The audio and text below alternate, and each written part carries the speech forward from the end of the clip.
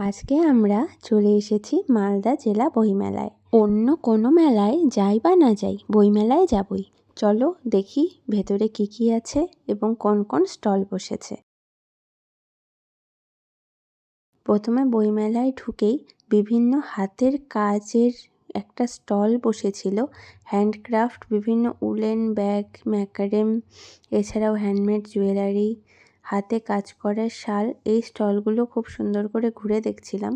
যেহেতু হাতের কাজ করতে আমি পছন্দ করি, তাই এই স্টলগুলো আমার মন কাড়ে। এরপর ধীরে ধীরে আমি আর হাজব্যান্ড মিলে ভেতরে প্রবেশ করলাম। প্রবেশ করে বইমেলার বিভিন্ন অংশ আমরা ঘুরে দেখছিলাম।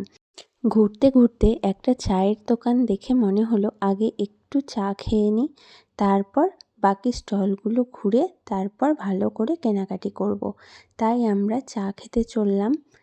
চাটা বেশ ভালো ছিল। দেখলাম লেখা আছে এখানে ডিস্কো মোড়ের চা পাওয়া যায়।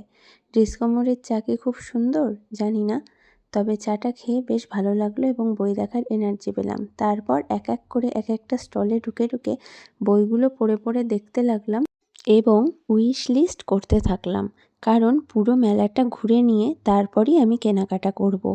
এক গাদা বাজেট তো নিয়ে যাইনি বই কেনার জন্য, তাই খুব বেছে সবচেয়ে পছন্দরগুলোই কিনে আনবো বইমেলা থেকে।